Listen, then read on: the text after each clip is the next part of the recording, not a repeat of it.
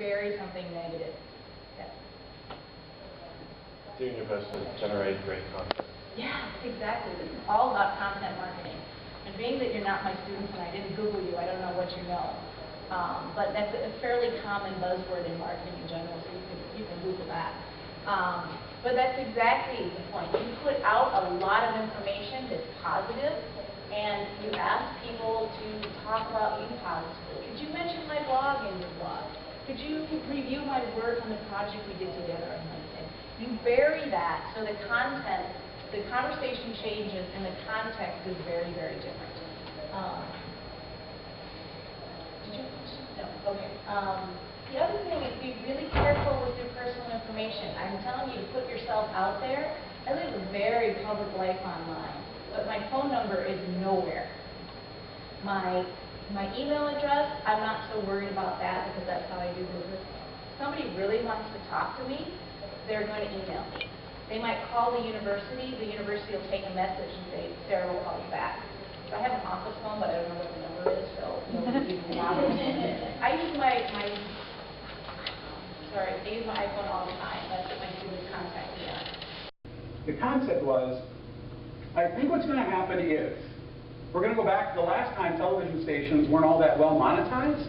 We had things like, if you go back far enough, the Phillips 66 hour, Mutual of Omaha's Wild Kingdom.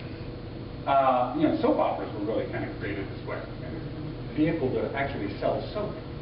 So I have these things that I care about in news, that I'll always have, but I call them like broad public interest categories: education, healthcare, the economy. And when I get ideas for a particular story, I figure out, okay, what kinds of corporations would be really interested in driving content in that space? Okay? And what if we walked into them and said, this is the story, this is the concept, this is what we want to do as a production group. What do you think about underwriting both the production and the distribution? Because now you can go back and buy the time. Okay? So while I never did a documentary in all those years I was in care, I consumed a lot of TV time during the news for sure, but never did a documentary. Within a year of leaving, I went back with Cargill Gentlemen's Medtronic Target and bought an hour at CARE and an hour at all the NBC stations in prime in May. And we ran this documentary on the overweight obesity epidemic, Minnesota-centric appeal. And then what we do is, it's not just like in TV, that's when you're done. Okay, you've done it, you've produced the TV, a lot of work, it runs and it's over. Now what we did was we did that documentary, it pushed to a gaming platform that we built called The Biggest Loser Minnesota Challenge. We did it using the Biggest Loser brand and in partnership with the Biggest Loser television show. The documentary we did was designed to run, along with that hour.